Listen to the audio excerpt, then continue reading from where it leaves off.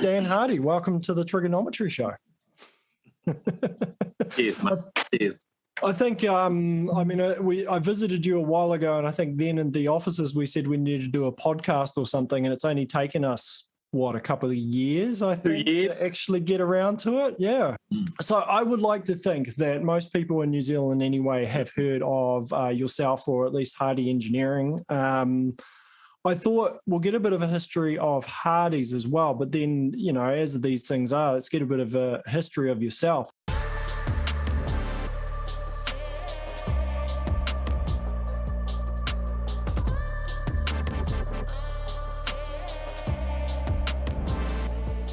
Business is in my blood.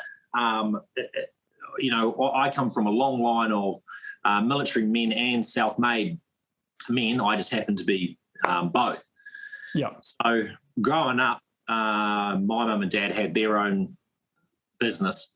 So got a bit of an understanding of what it was like to operate whilst having that extra responsibility on your shoulders, i.e. having to take care of, and how you should take care of, your staff and the guys that you're working with, and how to build a good company culture so that everyone wants to be there and all that sort of stuff. So that's how that sort of all began for me, very much a family indoctrination into the business.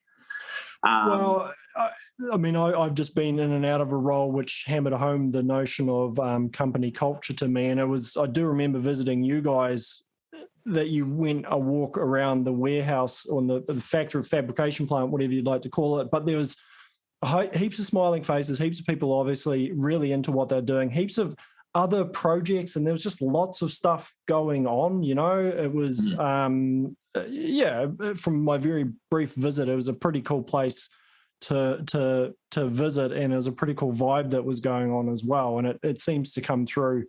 Obviously, guys who listen to the show will know Ian because he's been on to quite a few of our shows, the live shows as well. So, yeah, it's all part of that family culture, so. Absolutely. Yeah, culture is the seed of everything. It's something that we take really, incredibly seriously. It is the seed of everything. Without very, very strong and very good culture, the company the company won't survive. And the other side, how is that something you cultivate then? Because it's the sort of thing people talk about a lot of, the culture is important. And I realized very quickly the role I was in previously, my job was going to be try and change the culture very quickly, and couldn't do it. It was just, no. I had months, and I even said to the management in the end, it's like, you need to have started this from the day one with this culture in mind, rather than going, oh, now it's broken, we need to fix it. But where does it start? Obviously yourself, but how do you inject that into the company? It's a real tough one. So culture is something that cannot be grown quickly, and it's something that is really, really difficult to repair. Like if you've got poor culture or you do something to damage your culture, it's very, very hard to repair it. So you had a job wherein you needed to rebuild the culture or improve the culture and improve the morale in a short time frame. You're doomed right from the outset, Well, you've got years of getting it to where it was, and then you're like, okay, now how do you unwind this with complications of senior management not actually wanting to change? It's when a lot of people, when they say culture needs to change, what they mean is our employees need to change. It's not actually the culture needs to change, because we don't like the way they're doing it, so they need to change, and that's what they actually mean by it, rather than going, well, if culture needs to change, that includes us at the management level as well. Yeah, and you find with good culture, the staff will change themselves. So if you've got good culture, you bring the wrong person in, and you don't need to get rid of a bad egg. Your guys will be like, no, we're not having this, and they'll get rid of them. And we've had that happen ourselves. But going back to your question, what we do,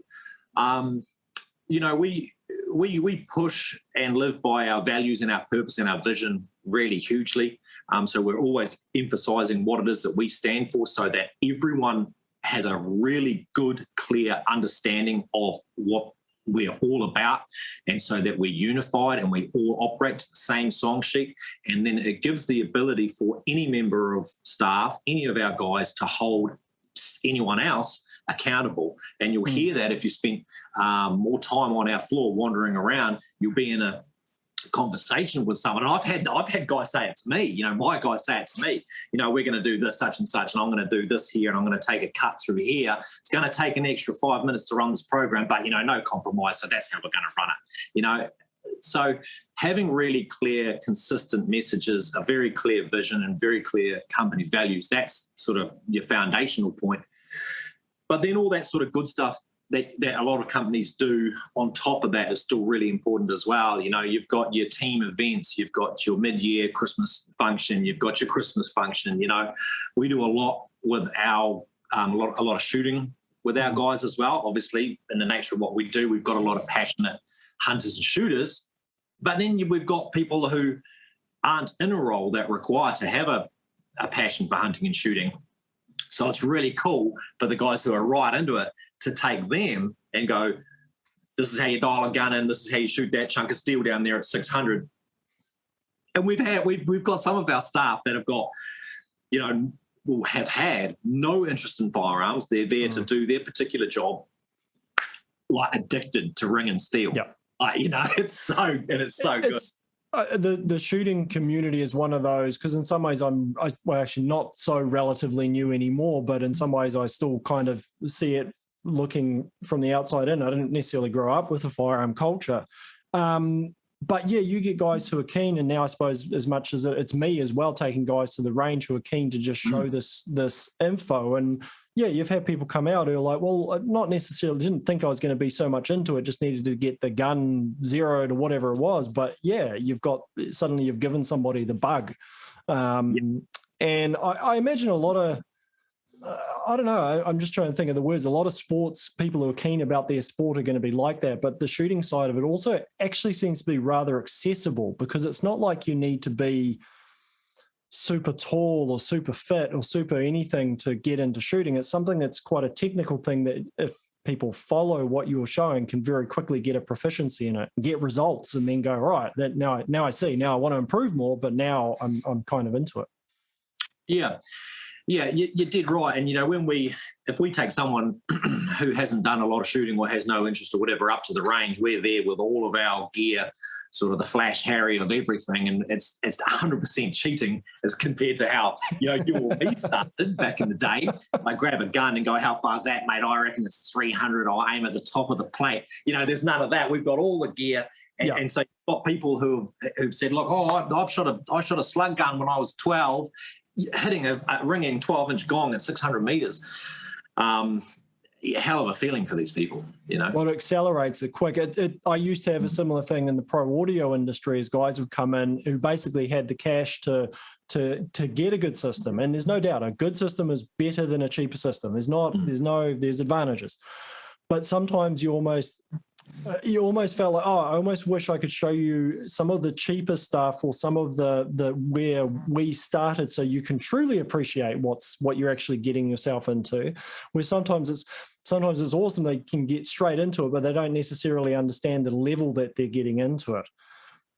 On the flip side, sometimes if they're for hunting or whatever it is, their purpose is hunting. Their purpose is not necessarily the gun necessarily. It's what it achieves for them, so they're maybe not so worried about it. But yeah, it's sometimes people we forget how far stuff has come and how not easy, but how improved things are compared to Yeah, and then you've got to give credit where credit's due as well. Like we've taken some guys that have literally, okay, I've got my firearms license, I want my first rifle.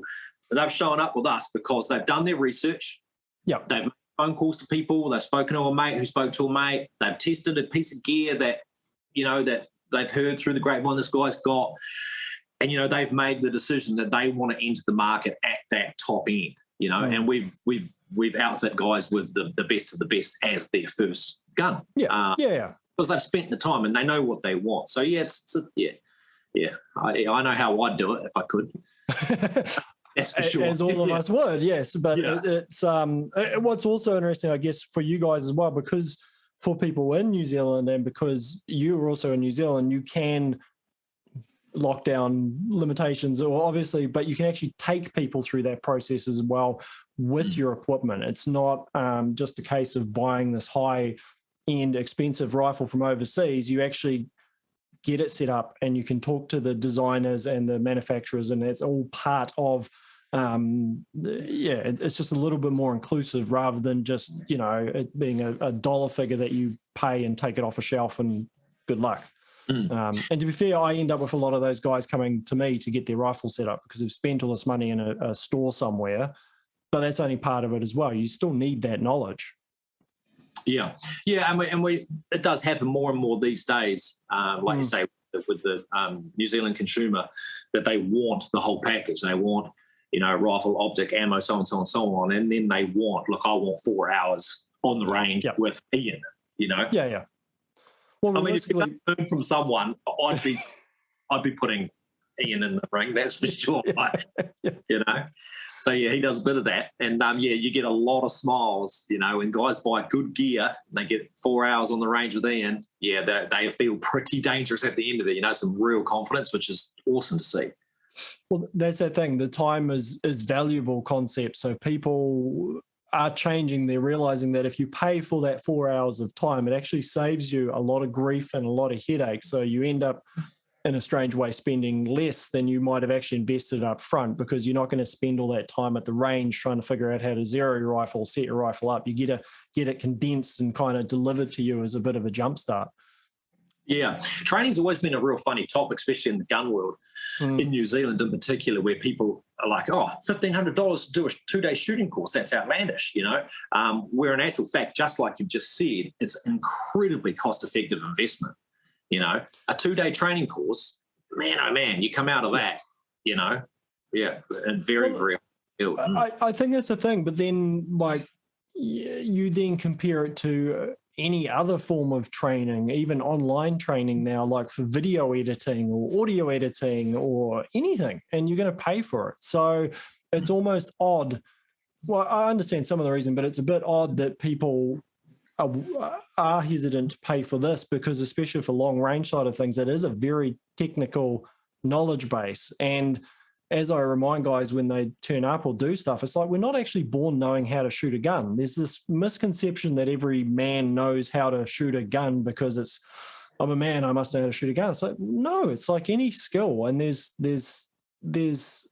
basic fundamentals, and then there's tips and tricks. And that's only done through being taught it, hell of a lot of practice and experimentation by yourself. But it's so it's good. It's changing though. I mean, I think people are just aware that it's spending money on the gear. You've got to be spending money on some form of training to actually know how to use it. Otherwise, you're going to be bumbling away with it for a long time. And just to highlight what you were saying there about not being born knowing how to do it, if you look, I mean, just again, like I said, to highlight your point, if you look back in history, and from a design perspective at firearms, they're borderline unfireable. The design, like, to actually expect you to be able to hold it and shoot it accurately is completely ridiculous. But it's probably only more in the more recent years where you're getting a lot more firearms released with a more vertical pistol grip. That, you know, and so it's not that long ago that firearms, in my opinion, were being designed completely incorrect for the human shape.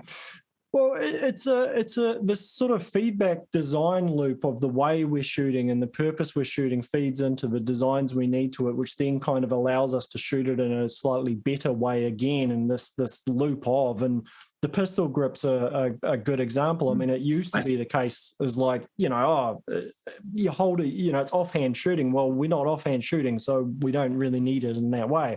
But on the flip side now, even if I'm offhand shooting, I'm so used to my pistol style, more vertical grip. I don't really care if I'm shooting offhand or flat. My shooting style has adapted that I would just prefer that all the time anyway, you know. But yeah, I mean, it continues to do so. I think what's cool now is, though, that loop, maybe it's social media or just communications, that loop is almost speeding up, that it doesn't take so many iterations of something to actually change, and guys aren't holding on to, oh, well, that's how my grandfather's gun was designed, therefore that's what I must shoot. It's like, well, no, let's just get whatever's optimized for whatever it is we want. You know? Yeah, because there was a lot of that. Oh, it was good enough for my grandfather. It's good enough for me. Well, yeah, technically yes, but it can be better. It can be better, but again, we say it a lot on the show as well, as we talk about a lot of his technical stuff, and then go. But you got to also always keep your intent very clear as to what you're trying to achieve, because otherwise you end up with something that is optimized for maybe what you're not even going to do it for. We're going to use it for. And you have a good example with the super lightweight rifles versus super heavy rifles and all the lines in between and chassis and stocks. It's like, well, be very clear what you want to use it for, but don't design the whole system around one of the extreme use cases. You know, the guys build a 1K gun when they really need a bush hunter. But I might need to take that long range shot at some point. So they design the entire system around it, which makes it less than optimal for where most of the time they're going to be using it, you know? Yeah, it's a good point. I mean, so when we speak to guys about building a rifle, like, you know, a lot of the time it's like, hey, look, I want to build a custom built rifle or whatever. That fundamental question that falls on us to make sure that we ask the right questions. Like, what do you want it for? What are you trying to achieve? You know, and guys listen to this show that have dealt with me will recall me asking them this question: what do you want to do? Because, you know, we've been around for a while, and, you know, we've been there and done that. You know, we do have some good ideas and we can help. But if you don't actually let us know what it is you're trying to achieve, how we do advise and send you down a rabbit hole. Well, it's interesting what you say about knowing the right questions to ask as well, because that's part of it. Because sometimes I think that's part of the sales process, is being able to guide the people along that process. You know, I was taught it's like you're less of a seller and more of an assistant buyer. That's the idea of getting on the same side as the person wanting that product and going, all right, what is it you want to use it for? Where are you going to use it? How do you think you're going to use it? Are you really going to do this? Have you done this? Have you done this? And, oh, have you thought of this? And yeah, you need to know the product, and you also need to know the usage cases for it, so you can actually guide people down that path of figuring out what it is that they need, you know? Yeah. I mean, and we get it all the time where it's like, I want to build a custom rifle. I want to build a 7mm rim bag. You know, it's like, yep, absolutely. We can say this length, this twist rate, thanks for buying a rifle from us, see you later. But in a lot of instances, it's like, what's with the 7mm rim bag? What do you want to do? Oh, my mate's got one. He said it's good. Yeah. But I want to shoot deer out to 30 yards in tight scrub. Yes. Yeah. But you're right there. It's really tempting to go on that path of, I want a 7mm. Oh, well, here's all your technical information, and go down that path without stopping and going, let's go back a couple of steps and ask how you got that far. And it's the same thing. Yeah, guys, I get a lot of emails because of a particular article on the website regarding twist rates for barrels, you know, from all over the place. And it's like, all right, Taiho, let's go back for a step. You're trying to put the heaviest pill you can down that barrel. Do you need the heaviest pill? What are you actually doing? Where are you? What projectiles can you get? Because there's no point me suggesting anything that you're going to have trouble getting supply of anyway. So what's, you know, and normally I had a great example with a guy with a Kestrel. I did myself out of a sale of a Kestrel because the guy was basically bush hunting. It's like, well, what do we need honestly, what do we need a Kestrel for? And we talked it through, and in the end, it was a rangefinder is actually what he needed more than a Kestrel. Yeah. So. All good stuff. So you sort of had, you knew, I suppose, always that you'd wanted your own business. Yeah. Because that was just the upbringing that you were sort of surrounded by. Was the army then a way of learning a particular skill set? Was it a diversion? Like it was sort of diversion is not the right word. I'm not meaning the word diversion, but it's how did that come about? And was that intentional to then, did you already have the image of Hardee's in your mind before you went into the military? Yeah. To a degree I did, but you've got to understand back then, the idea of having a gun-making company in New Zealand, employing 15 guys and exporting around the world, that was ridiculous. Nothing like that had really been done before. A gunsmith was an old retired dude who hung out in his garage and would put a set of iron sights if you broke your 22, put them back on. That's what we all had in our minds and what my parents had in their mind whenever I discussed gunsmithing. Yeah. So how it all came about, and I remember this very clearly. I was 15 years old when I realised I was effectively unemployable. By that I mean I'd seen what it was like to live to be an employer rather than an employee. Sure. And I'd made my mind up that that's the direction I wanted to go on. I wanted the responsibility. I wanted to build culture. I wanted to have this team of people that I work with and we have the flexibility to design and do what we wanted. And I'd seen the amazing work that my mum and my dad had done with their team and how much respect their team had for them and how much it was a really tight family environment. And that's what I wanted. So, and in line with that, I've always been, from a very early age, fascinated with engineering from the engineering perspective. I've always been tinkering. I wouldn't say designing things. That's probably a bit cheeky, but always been tinkering and joining things together and what's that and how does that work, and let's take this thing apart. Taking things apart that I really shouldn't have been taking apart at a young age. A set of screwdrivers for Christmas was a terrible idea because I was into it, Yeah. And I've got friends and family that'll attest to that. So always been a very mechanically minded person. So going through school, seeing this business culture and this self-employed sort of business scenario, going through school, pushing myself heavily toward an engineering career. At that point, so it seemed fairly logical that the path I was going to take was to run an engineering company. And I knew right from when I was 15 years old that that's what I was going to do. I was going to run an engineering company. The firearm side of the house hadn't actually turned up. Sure.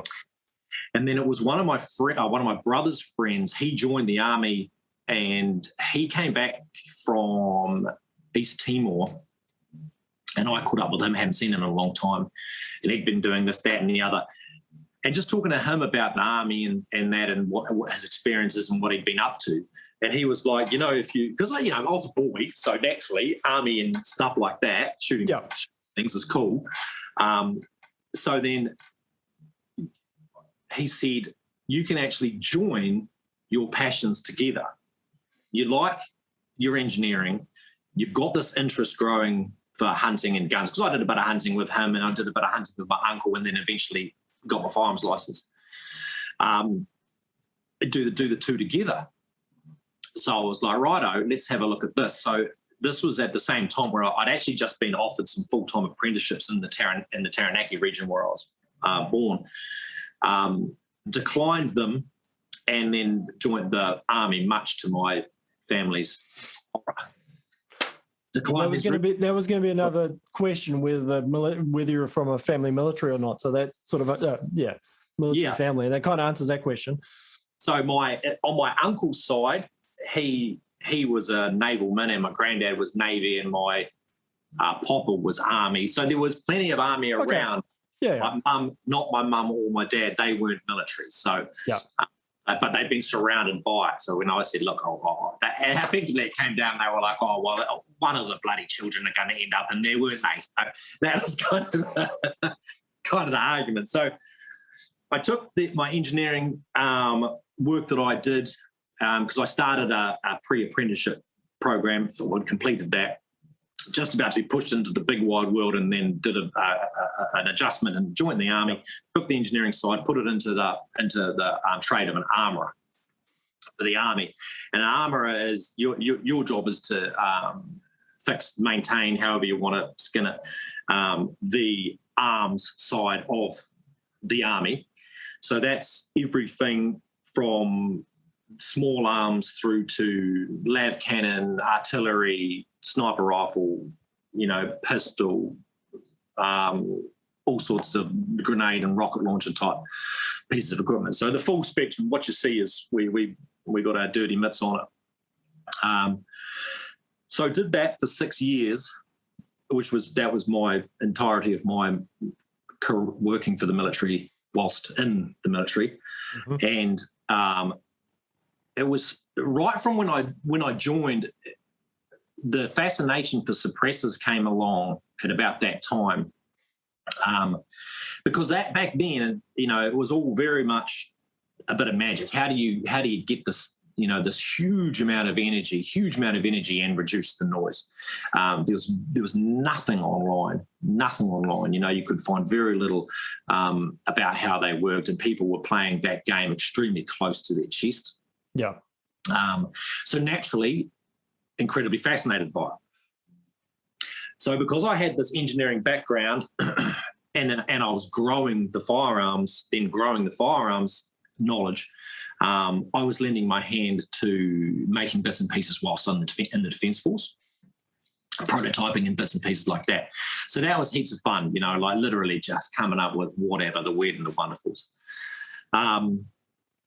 But yeah, so I did my 6 years, and said to my parents, look, I'm gonna leave and I'm gonna start my engineering company.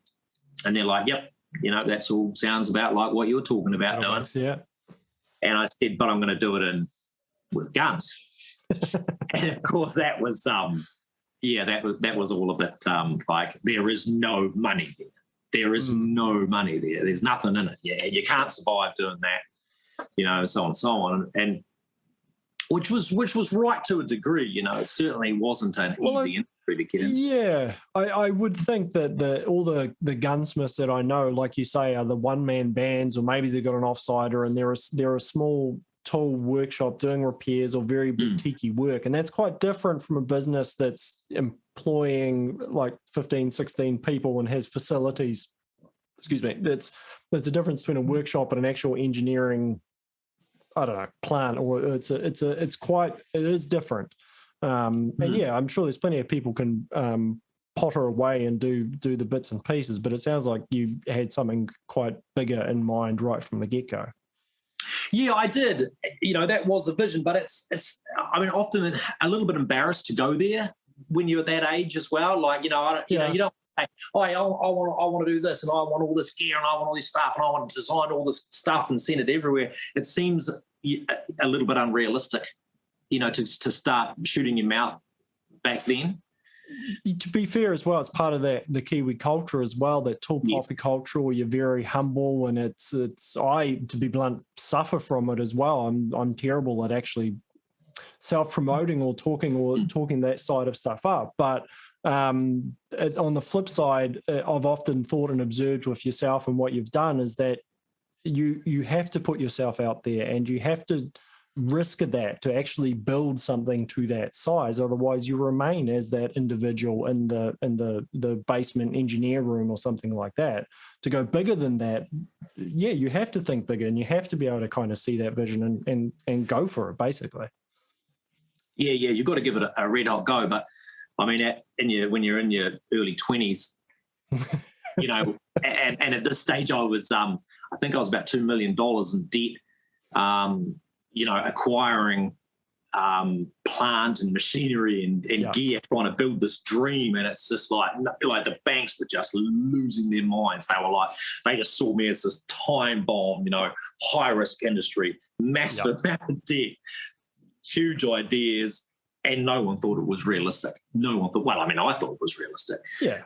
But no one else sort of thought it was realistic. So it was quite challenging from that perspective. And I have these discussions with different people that I discuss business with around societal norms. And as soon as you start listening to everyone and doing what they say instead of trusting your gut and focusing on your vision, that's when you're doomed. That's when you're doomed to failure.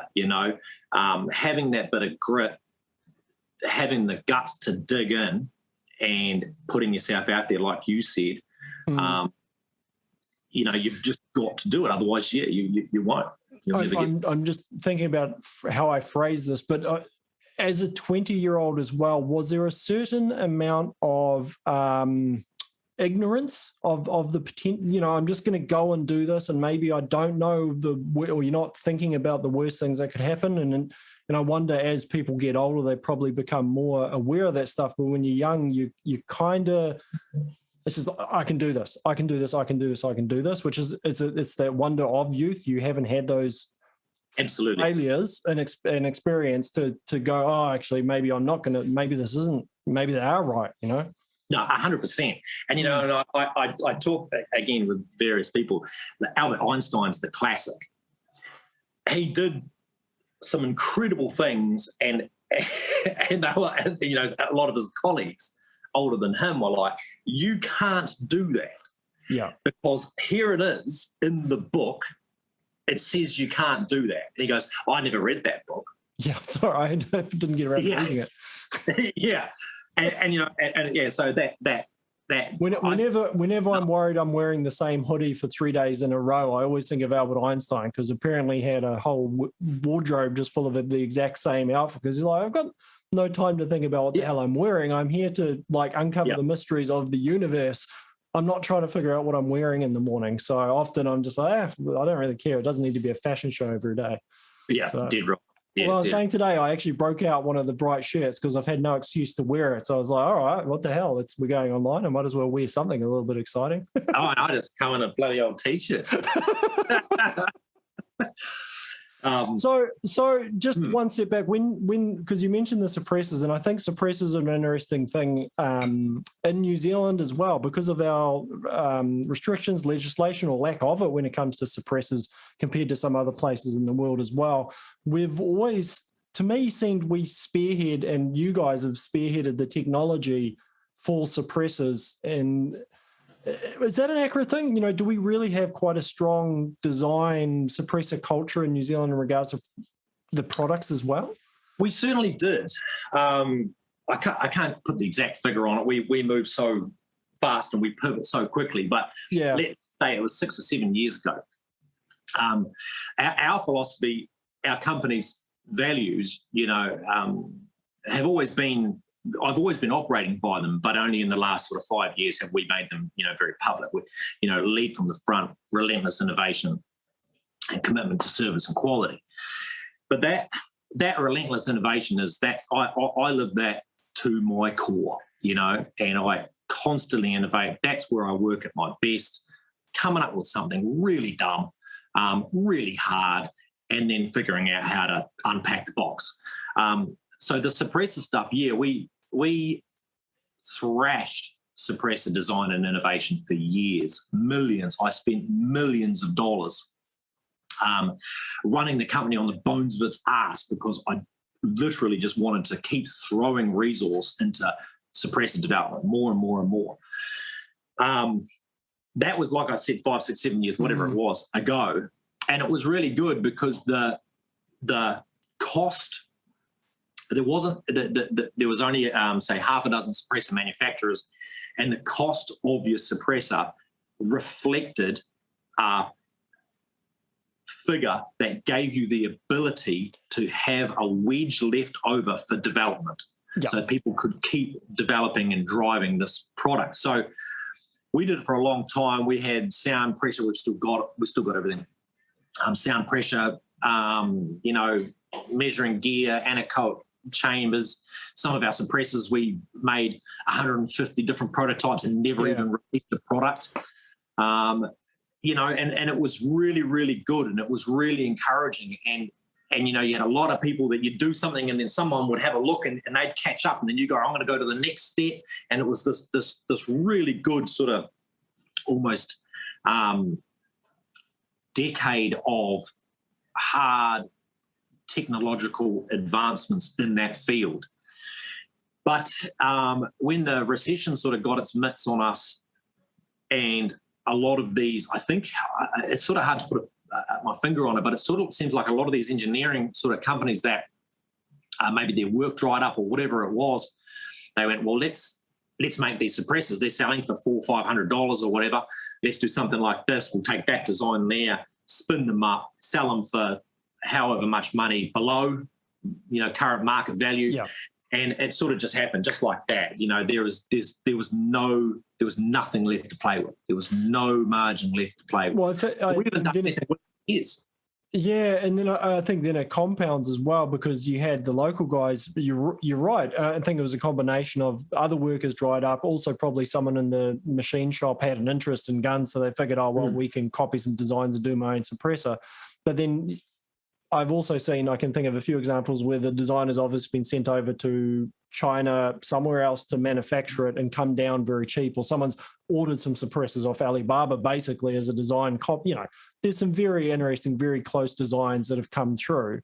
But of course, there's none of the IP design, ongoing design pricing built into those. So guys just, understandably, the consumer looks at this one and looks at this one, it's half the price, but they don't realize that part of the function of that price, the one with that extra price, is paying for that 150 versions that didn't make it there, and all that equipment and all that design that, yeah, it doesn't directly make an income, but you have to put it into it to actually do it. I remember I was in the plastic injection molding industry, and we had the 3D printers and all the prototypes, and the amount of stuff that was just left on the design room floor and prototypes because it didn't work.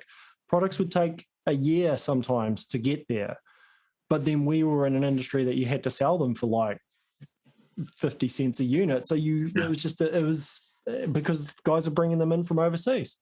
They didn't fit the pipe they were putting the fittings on because of tolerance issues, which was a separate issue. But, you know, guys are like, oh, it's half the price, I'm going to buy that. I'm like, okay, cool. So like you did, you then go, right, we have to pivot onto something else as well.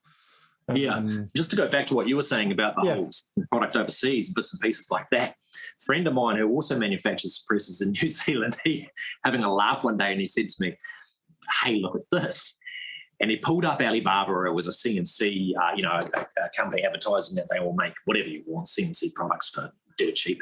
And they'd taken a picture off his website with his watermark and everything and put it on Alibaba saying, we can even make this. And that was his product of his, just ruthless, just absolutely ruthless. So, no, you did right. Yeah, there was a bit of outsourcing there to those sorts of places there.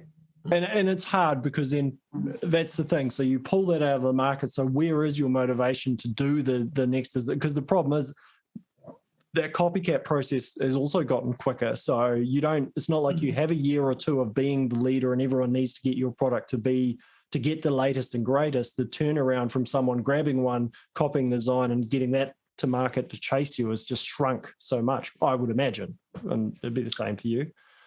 Yeah, it had, and I think, but even that being said, the margins not being there. If you take one of our products, pull the core out like a Gen 5 Stealth or something like that, you cannot manufacture that unless you've got really, really good gear.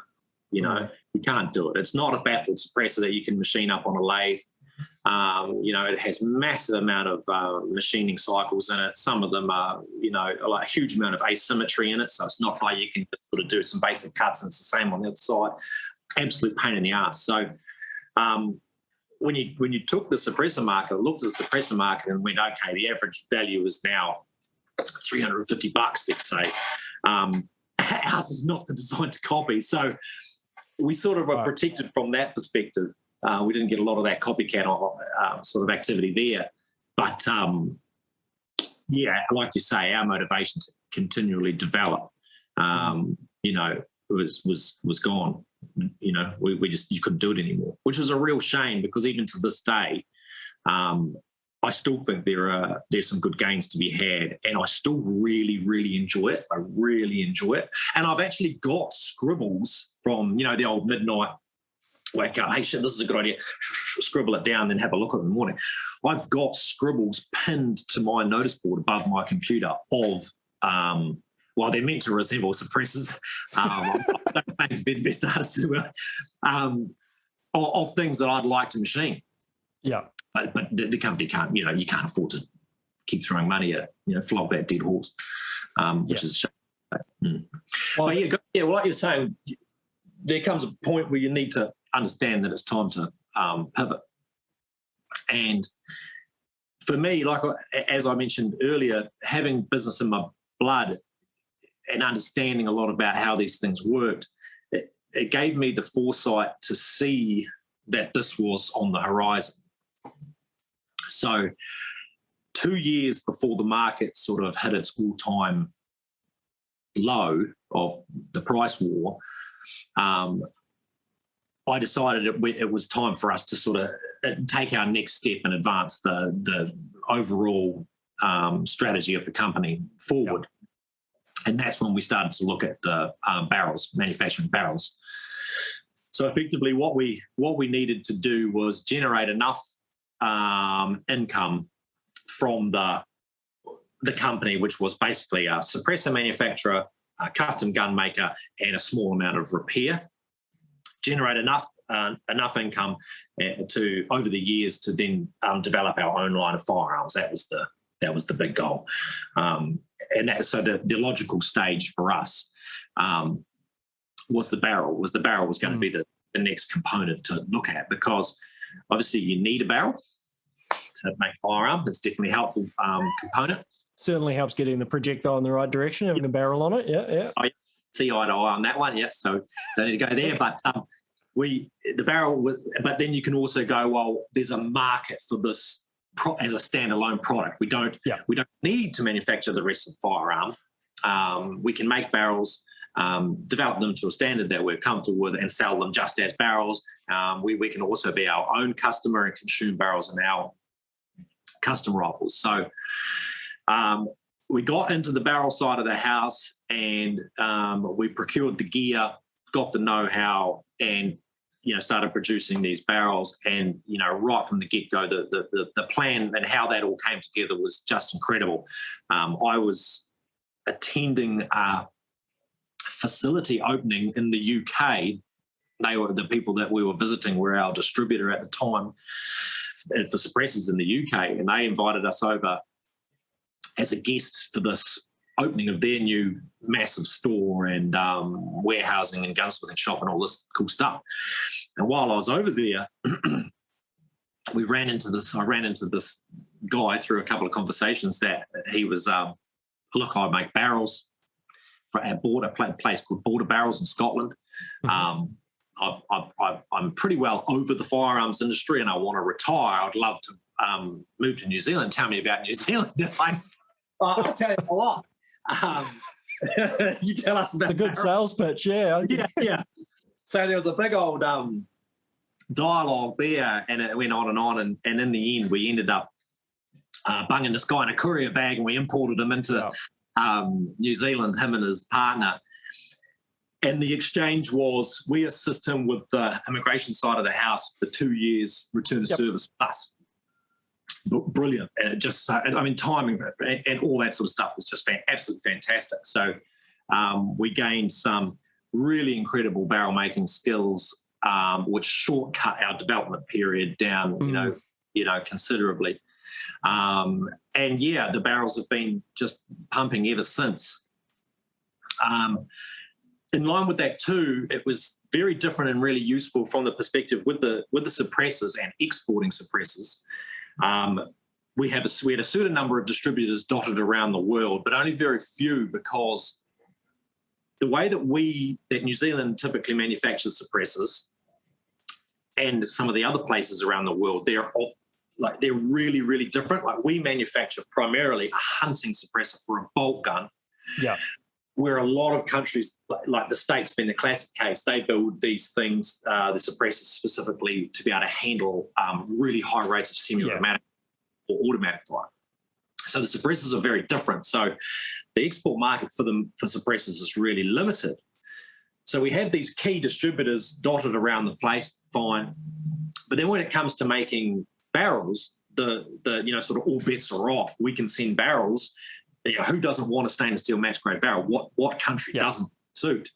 And they had an application everywhere. So we started to fire barrels around the place. Excuse the pun, that wasn't intended actually. There's a lot of them in this industry. They're great. I know, it's good. It's good. They roll off the tongue. Yeah.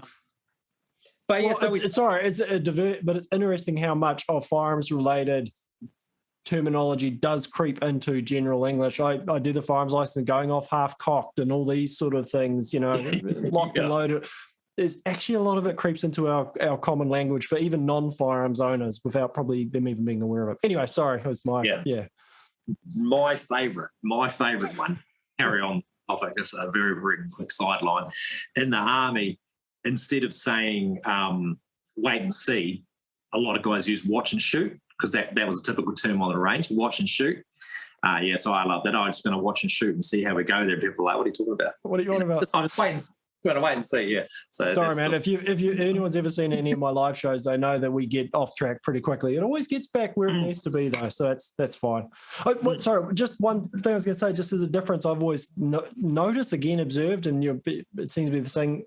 Yeah, overseas, the different suppressors, they also seem to have a real big thing for quick detaches rather than threading on their suppressors. They seem to like to have that quick detach system so they can pull it off.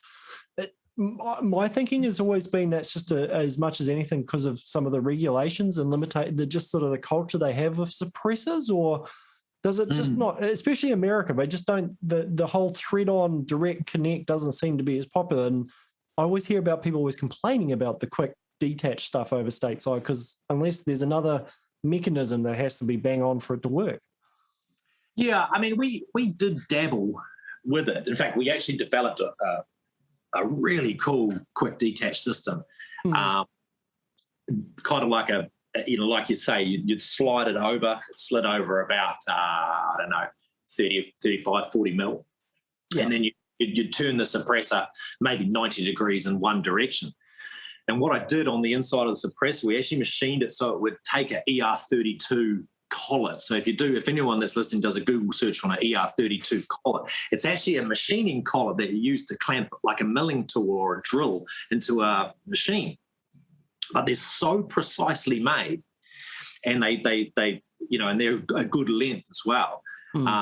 Looking at this thing, I was like, if we could work out a way that we could clamp and unclamp this collet, it would just bite on the end of a rifle barrel, just absolutely bang on. So that's what we did. We built this collet into a suppressor, and you just twist the suppressor, and it would compress the collet, and you'd get this full 360-degree contact around your barrel over a length of, sort of 35 millimeter long. So incredibly accurate. You could take it on and off as many times, and it would half a second to put on, and it would be bang on all the time. But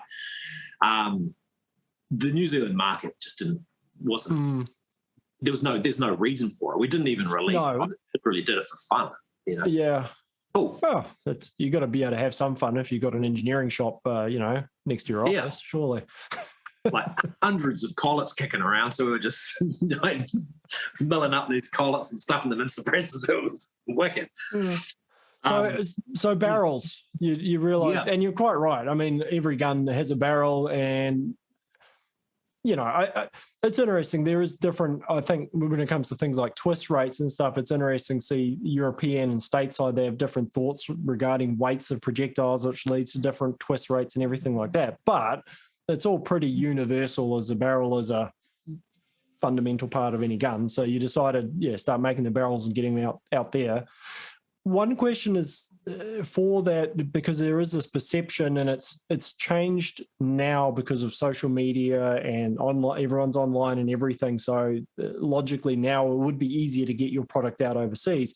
When you started doing that, that wouldn't have existed. So was that just a case of a lot of trips over to shows and talking and meeting and getting stuff set up? Yeah, I mean, a lot of that. And as you pointed out, I've never been particularly shy when it comes to getting myself out there because, it just literally haven't had a choice. So picking up the phone, tons of time on Google, finding these different gunsmithing shops around the world in different places, sending emails and just saying, hey, this is who we are. This is what we're about. We do some cool stuff. Come have a look. Let me know if you're interested. So you could send out 30 emails to 30 gun shops around the place one afternoon, you wouldn't hear anything. Yeah. So it was quite hard graft trying to pick up distributors, but you only need one or two in the right sort of locations, and you'll do good business. You can't have every single neighbouring gunsmith selling your products. Your barrel, They want to compete against each other and have the new thing. They can't all, otherwise just end up in price war. So you've got to be a bit careful of that. But so that's how it was done. We did a lot of work at SHOT Show in Las Vegas with the barrels, with just before anything else. We spent a lot of time there with barrels. Yeah, a lot of time on phone and email and just chasing and just the good old-fashioned hard sell. But yeah, so what? Sorry, just as a divert, then, I mean, is that something that you picked up through your parents, like that ability to just keep on pushing? Because as you said, your personality is quite big and out there, and it's done you very well. But with that, obviously, does come, for lack of a better term, a lot of rejection, because you need to push those numbers out there to that. So. Is that something you just developed? Is it a thick skin? Is it just knowing your goals so clearly? Was it something that you were sort of taught how to deal with that? Because it's something I struggle with sometimes. It's, you're making those calls, you're contacting those people, and after a while, it all kind of just starts getting into a bit of a grind, because you're like, all right, somebody's going to say, and you I know instinctively you do that certain numbers. Only 1 out of those 30 people need to say yes for it to actually succeed. But that 29 others still plays havoc with me. So is it just, do you think that's just personality that you have, that you just push through that? Is it something you intentionally aware of and manage? That's, massive topic. I know it is, yeah, but so my dad was like the most gifted salesman, like he could level with people. He's real straight shooter. He could speak technically to the product. Fantastic communicator. He always knew how to move the direction around and achieve that outcome and make the person on the other end of the phone understand that what it is we're trying to get to you is something that's actually going to add value. As much as we don't want to let you go, because we're trying to say, hey, if you just listen, this is actually something that's good for you. This is a mutual exchange that we're doing here. This is not a one-sided thing. So he was able to put people and make people feel like that very quick. And so I inherited a massive amount of that from him, not knowing any of this back then. Consciously, yeah. Yeah. It was just modeled for you, basically. Yeah. It's only more in the more recent years, after attending some really, really amazing business development groups and courses, that I start to understand, more about myself, really. But yeah, I mean, it's a tough one from the rejection side of the house. How I deal with that personally, and everyone is so different, and what works for me, and in many instances or many cases won't work for another person. But it's quite simple for me, because I'm a really futuristic person. That the term is futuristic. I'm always focusing on my big vision. So I'm always living, never living in the moment, always living 5 to 10 years out. So for me to experience a case of rejection, a sales case of rejection, as soon as I hang up that phone, my brain just goes back, hey, man, it's going to be so cool when you've got that new CNC machine and that big facility. So always keeping that big picture image in my mind, because that's the thing that's what's actually important. What it is I'm trying to achieve for me and for my overall family, including all my stakeholders. That's what's actually important. So when you think about it in perspective like that, this company says they don't want to stock my barrels. It's really irrelevant. So why am I getting concerned? And I shouldn't be concerned, so I won't be concerned. That's how I would typically deal. That's how I typically deal with rejection. And I'm not saying that I can turn it off, and it's not easy. There are a lot of things in the industry that are hard to deal with and challenging to deal with, and I can't deal with them just like that. So it's not a skill that I have that I can just do all the time. It's certainly not easy. Yeah. Well, we'll get back to the barrels, I promise you, but it's something I've noticed with, because I think Hardy's and yourself has been the innovator.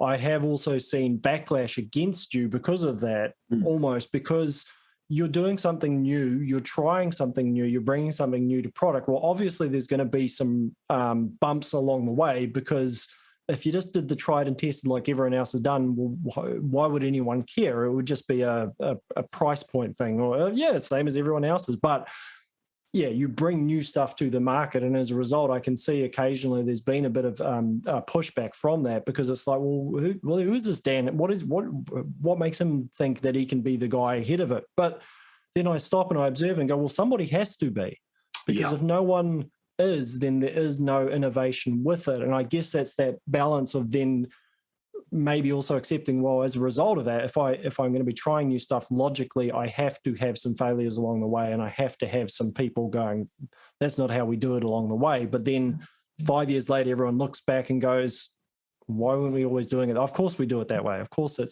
just becomes, more an observation rather than a question, I suppose. Well, I can speak to that observation because in relation to what we were saying about just being able to turn off the more challenging sales. So like I said, I can turn that off quite well. But when something that I really, really struggle with is when it's something that it's like my heart and soul. These things that the company produces, they're my designs. I've come up with these ridiculous ideas. It's my idea to put this into, to build these things or go down this path. And when things don't go right, because like you said, your experience bumps along the way. I don't care if you're Apple or you're Toyota or you're Hardy Rifle Engineering. Your experience bumps along the way. That hits me really, really hard, because for me, and it always comes back to the same thing, that it's like I've let my team down because this was my thing, my idea, and I haven't done my part right. So that's one thing that I really, really struggle to shape. But that's a real tough one. But again, I try and think about sort of the thing that you said. Look, someone's got to be out there pushing these boundaries, because there is no one else doing this sort of stuff in New Zealand, especially from the firearm side. Not like what we're doing. And why not? And why hasn't it done before? And why isn't New Zealand known for producing world-class firearms? There's countries that are the similar sort of size to us, similar amounts of technology available to them. They have amazing generational reputations for firearm ingenuity and quality. So why haven't we done it? Well, we do it now.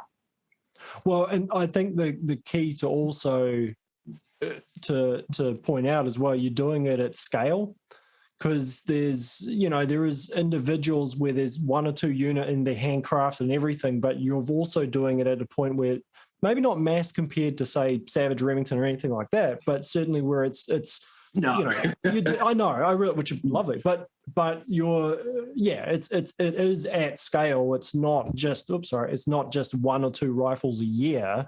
It is a significant amount around New Zealand and actually overseas as well. So there's also that difference as well, because you could make one rifle and be perfectly handcrafted $100,000 rifle. That's one thing, but you're sitting in a different space again from that anyway. So and the way that the company is designed and the way that we develop and build the foundations of the company is that scalability that you're talking about needs to be always in a position of sort of like a going concern. If I get by a bus on the way to work tomorrow, the company has to still operate. It cannot be some bloke with all these tricks and tips who can do this one job. It has to be, everything that we do has to be procedurized.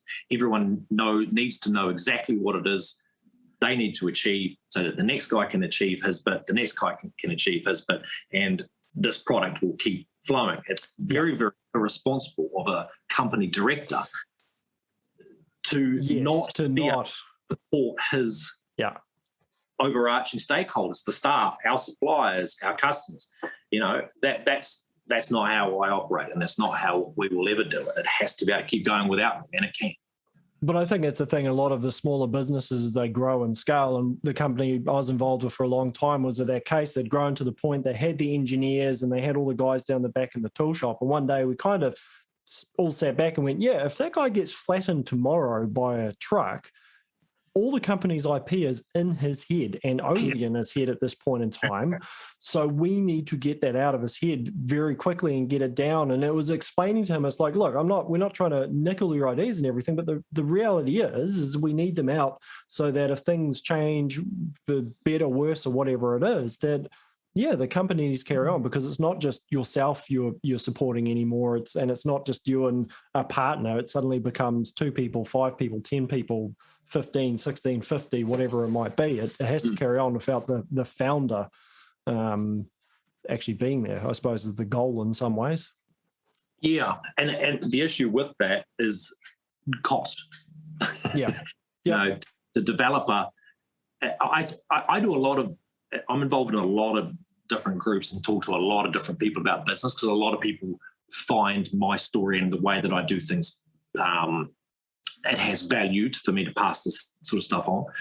And when I do these discussions, we talk about a business just like it's a house, because it is, you know, you cannot build your mansion on a couple of posts stuffed into the sand at the beach. And a business is exactly the same. The foundations of a business need to be that to support the size and the vision of the business. But it's very, very hard to do that when so many people go into business and they don't actually have a clear vision. They don't know what it is, why they're actually in business. Yeah. And I want to make money, or I want the lifestyle. Well, what does the company look like in 10 years? Because I can't help you to build the foundations of your company if you can't even tell me what it is that you want. But with a larger company that can support itself and can go on if something bad was to happen to a particular member, a huge amount of cost, a huge amount of running expenses, overheads, come with that. So scalability, people often underestimate the cost of scalability, having to scale. I make 10 rifles a year. What would it take? What would it cost to make 100 rifles? 10 times that. No, it's considerably more, considerably. So there are a lot of challenges from that perspective. Well, it's interesting. I've been involved with a company that went from 15 people to about 50 when I left over a period of years. And it's not like the profit is exponential to it, because there's all these, like my role, I was basically your classic middle manager. I was the operations. So I was there recording policy, creating policy, process, writing the operations manual. Well, a smaller company, that's not a role or an expense that they necessarily think about. But it was my full-time, you were paying somebody full-time just to document stuff. And there's a cost associated with it, and the training that goes with it, and the time, so yeah, it's an interesting thing. I think people think, the business, 10 times bigger business just makes 10 times the money. It's like, no, it's not actually that case. And there's a fine art between these massive companies that have so much admin and logistics and stuff going on versus a company that's running quite slickly and efficiently without all that extra fat that can develop on these companies as they get bigger and bigger and bigger and bigger, until you end up with somebody doing a job and you're like, what the hell does that person even actually do? We don't really know. We've got a department that does something these days, and his salary's there, but what the hell is actually, what are they contributing? So you see big companies and they become lethargic from that as well, So well, thankfully we're not at the stage where someone where we need a full-time employee and cultural sensitivity or something like that. We're not at that stage yet. It may come, who knows? Hey, not a bad place to be if there is actually that need for it anyway. So, you were knocking on doors, you were getting barrels overseas. At that point, was the carbon after the barrels, or did you kind of get into the barrels going, carbon is something that we want to be doing as well? Because I would suggest a lot of people know Hardy because of the carbon barrels. You kind of really got that going in New Zealand as well and introduced this. You were sort of on that front of the wave of now carbon's freaking everywhere. But it wasn't always the case. Yeah, no, it wasn't. But I remember, and there has been a massive paradigm shift where you get a client say, a carbon barrel, why would I want that? Is it going to fall off? do this. And you get all these sorts of questions around, durability, what's it like if I bashed on a rock, is it going to unravel?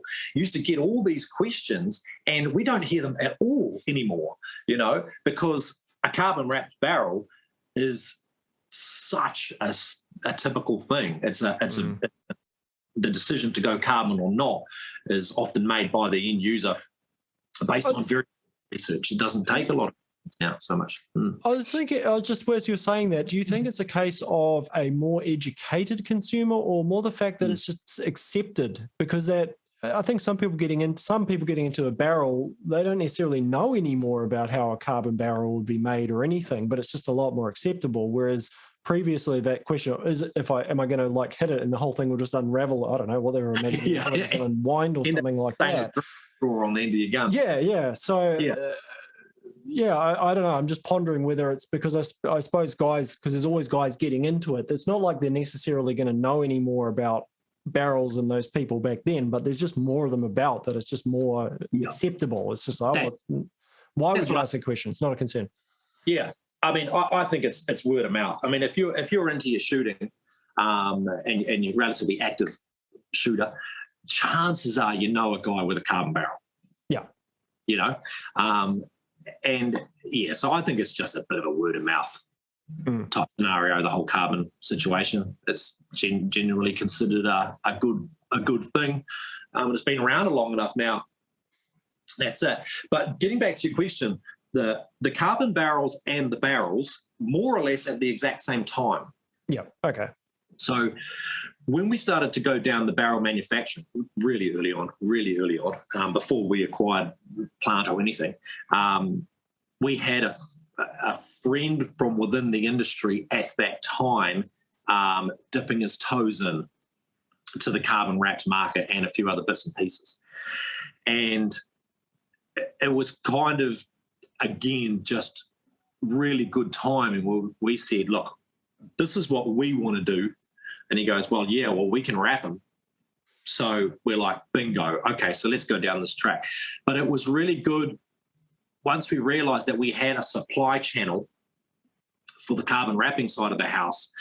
When it came to developing the barrels, having the carbon wrapped side of the house in mind gave us massive advantages during the developmental stage, because whenever you manufacture a barrel, you introduce stress into it. And if you've got a barrel with stress in it, it's quite easy to recognize in a lot of instances, because the groups walk over, say, the first 6 rounds. You end up with a big string from bottom right to top left over, and that's generally an indicator of stress.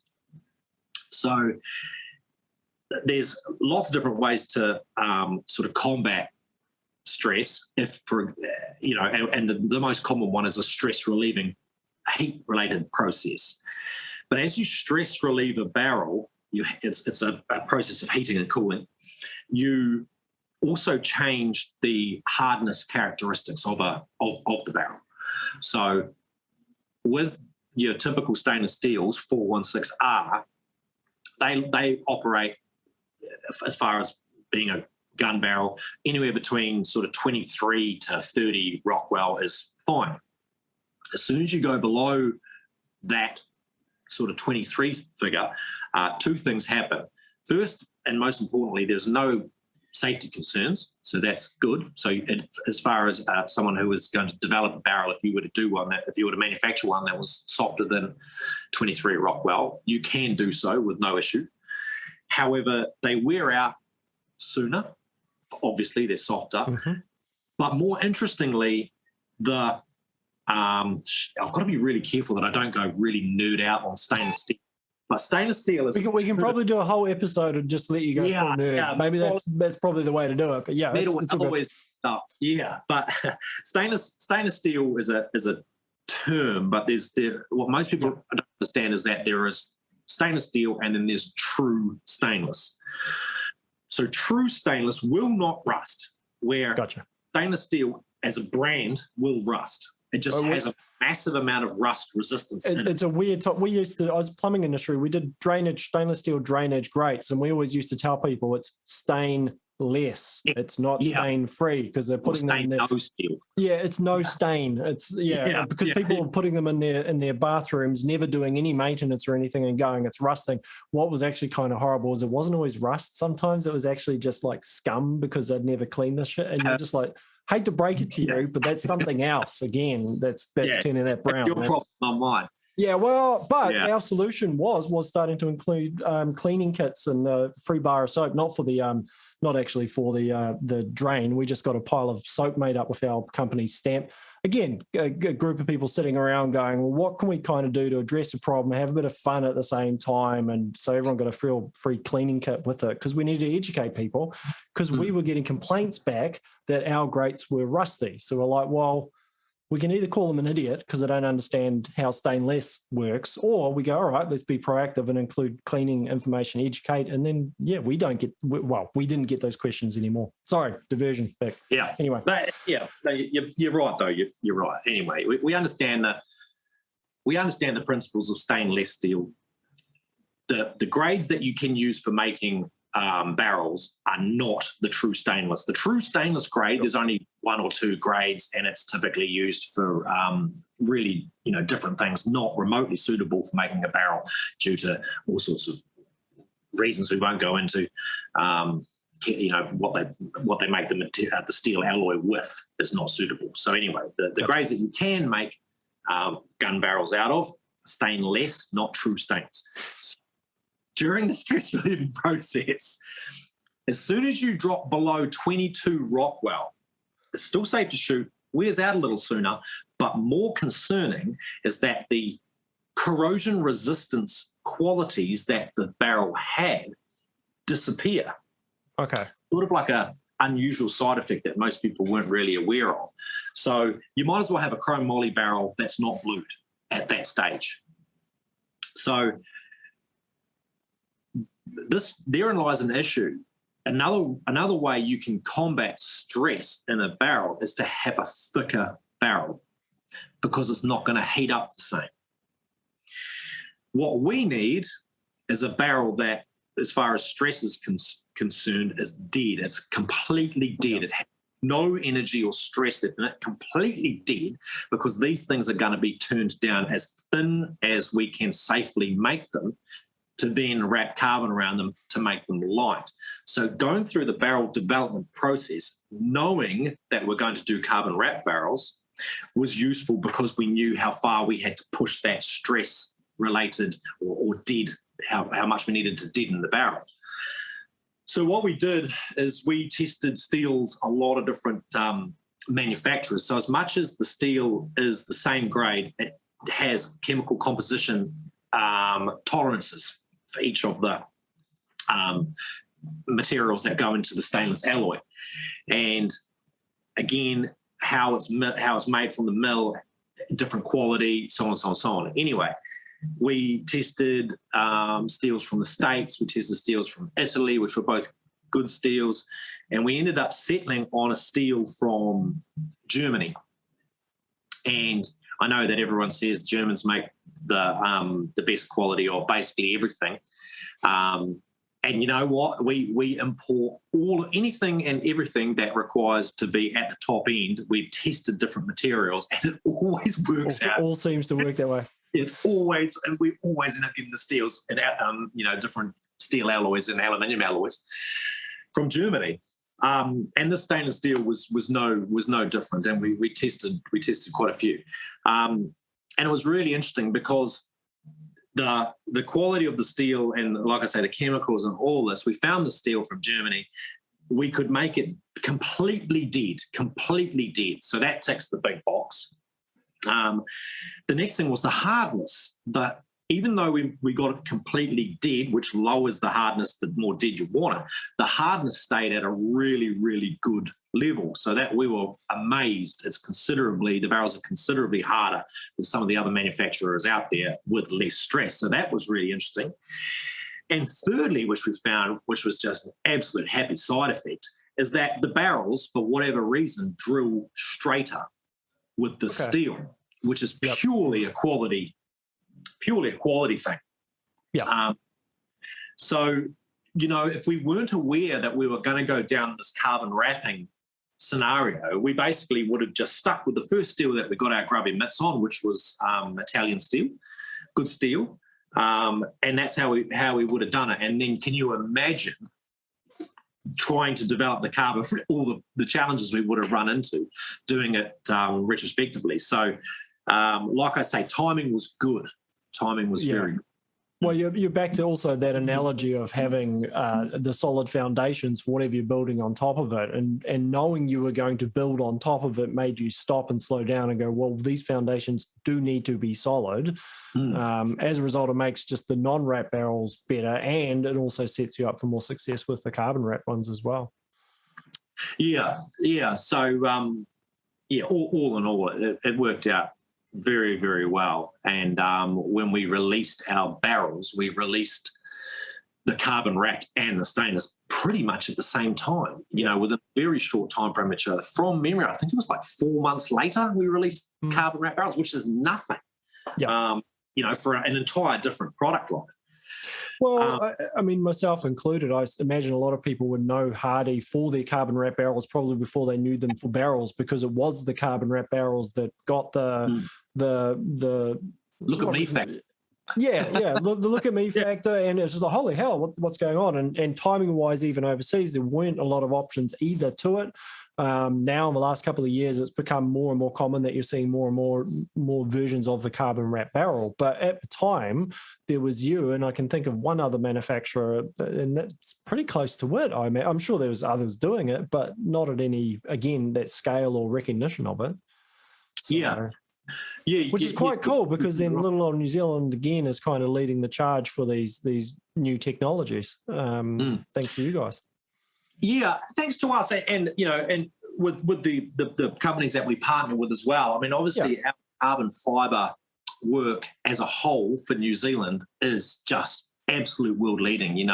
We've got some really, really talented carbon fibre guys here, dotted all around the country, and it was having that intelligence in the community, and the guys that we were using at the time being able to pull from that community and apply that industry to our industry, which gave us such a good product. So it does go back to, ultimately, it goes back to, Kiwis being very innovative people and just having two innovative industries crossing over.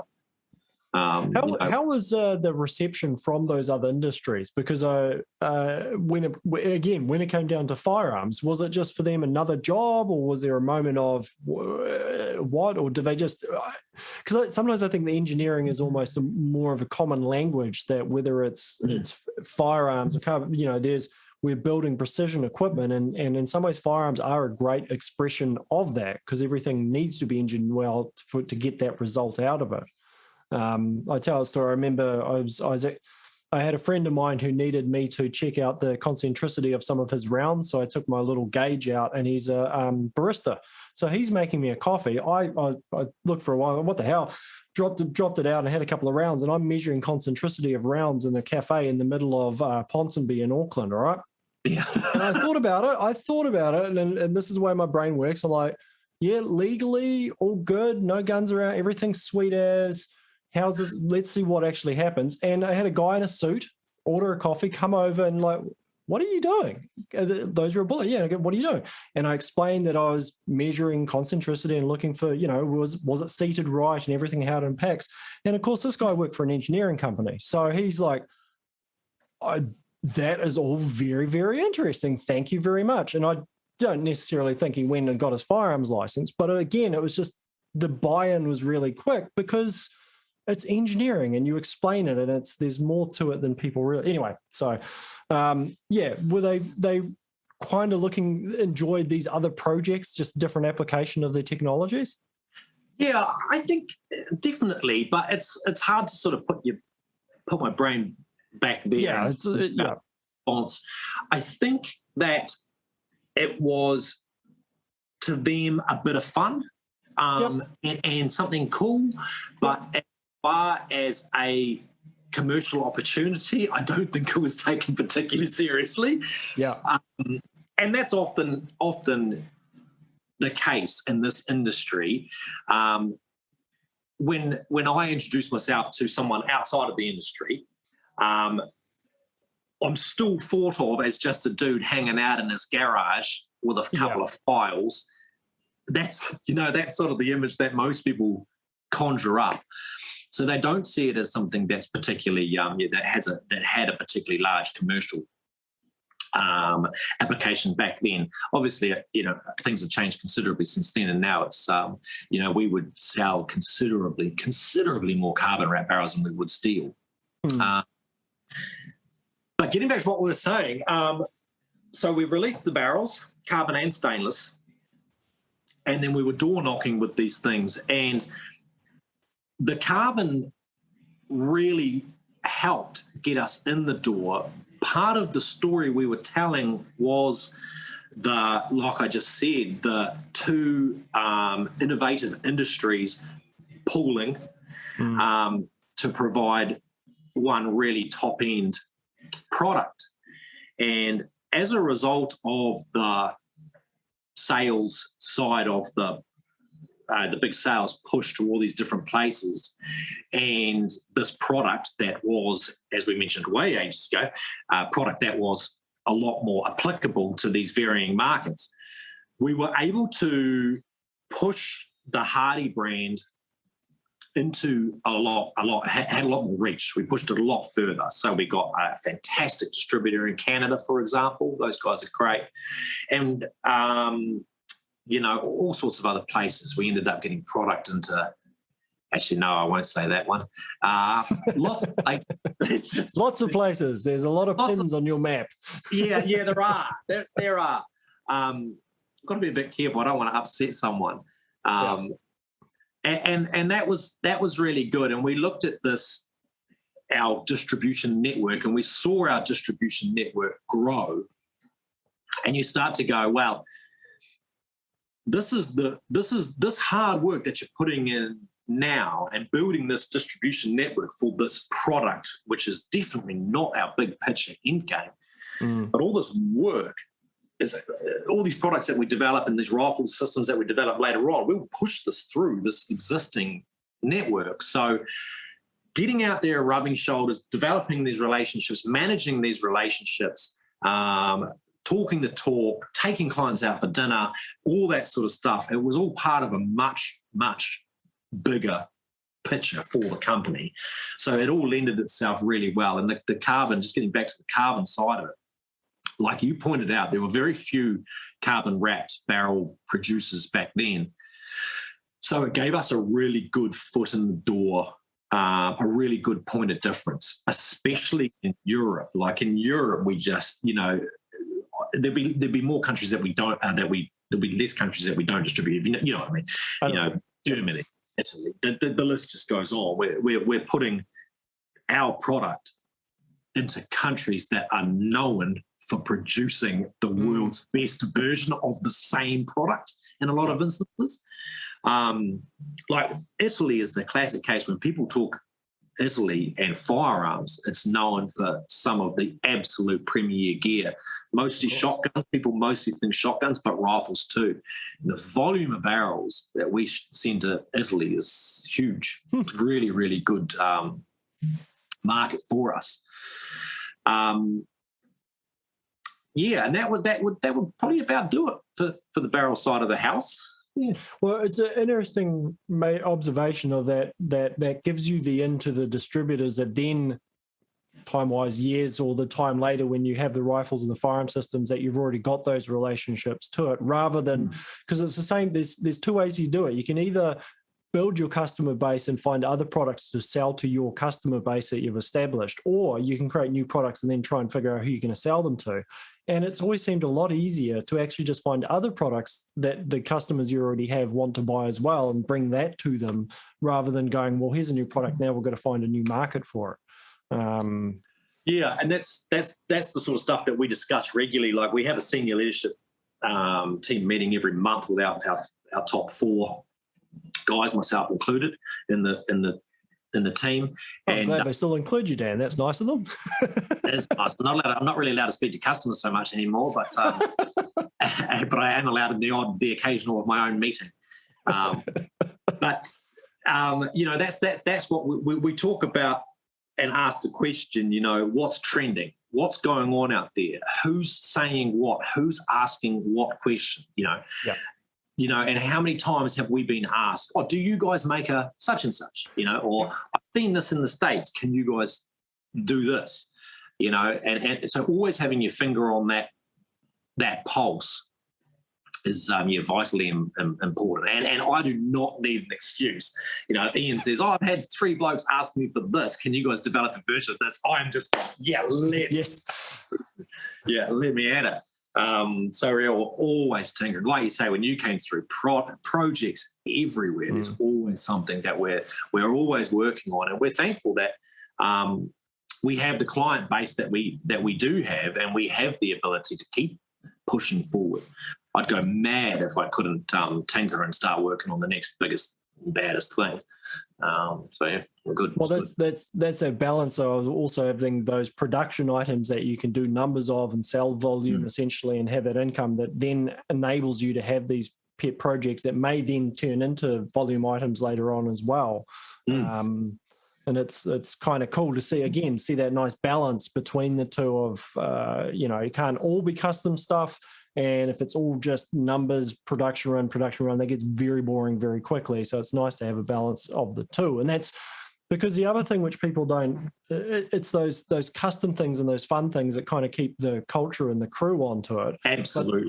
But a lot of the cool marketing stuff and the cool juice of the company comes out of that stuff. And then you see another version when it gets a bit more fine becomes a release product, but you've got to have those fun products to actually get to that point anyway.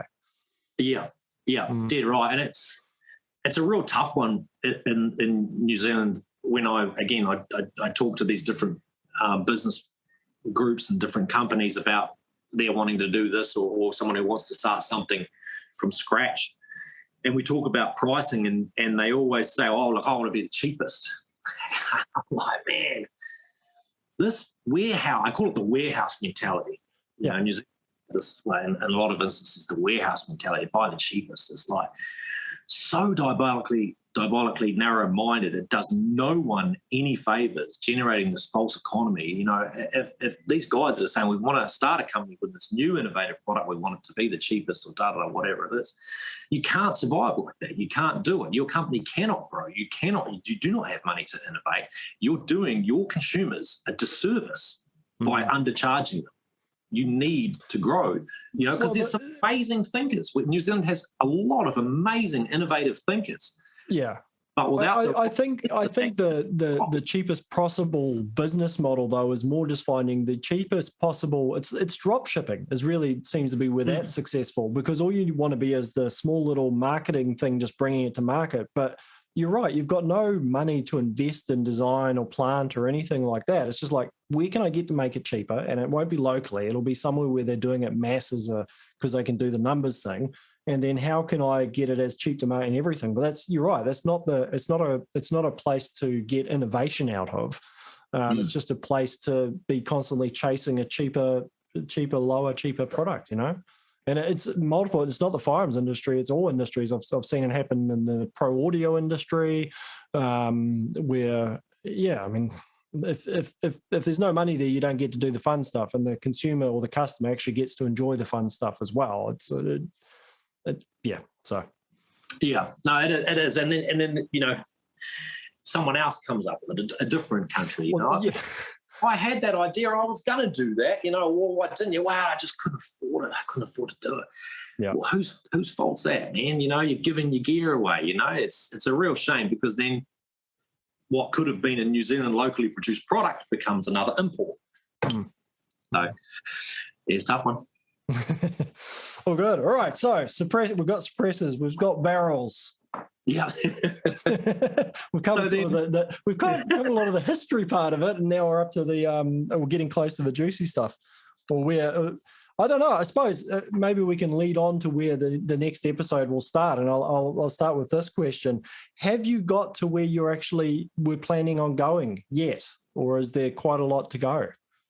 Oh man. I know, that's a leading. There you go. Not even close. Yeah. Not even close. I have accomplished some of the goals that I have set for myself, and I am comfortable with how things are moving. However, I'm only 37. I think I'm 37. I've got so much more to give to the community and so many more ridiculous ideas. I don't think it'll ever stop. But to answer your question more directly, yes, we have complete second generations of firearms that will be developed in the future, predetermined. I mean, so yeah, we're not there. Yeah, we'll never be there. Fantastic. Well, good. All right. So, yeah, man. I mean, I think time-wise, we've been yarning for over an hour now, which is quite good. It's a nice hunk. I reckon next one, obviously, we're going to be talking the guns, because we've got the hybrid and now we've got the Project X as well, which I think you mentioned to me initially, man, I don't know, a year maybe ago or something. I'm not sure, which that's come out now as well. So, yeah, I suggest we tie-ho here for the moment and then reconvene again shortly, and we can have a round two for the gun side of things. What do you reckon? Yeah, it'd be good to get some feedback. Is there too much rambling? We're going into nerding out on some things that we shouldn't anymore. Man, it's the beauty of podcasts. It's what I love about them, or the long form format, is that, when we first met we had that first talk at the Shot Expo, it was like, right, we're gonna have 5, 10, maybe 15 minutes. We've got other people lining up. I was kind of just trying to work in with other people as well.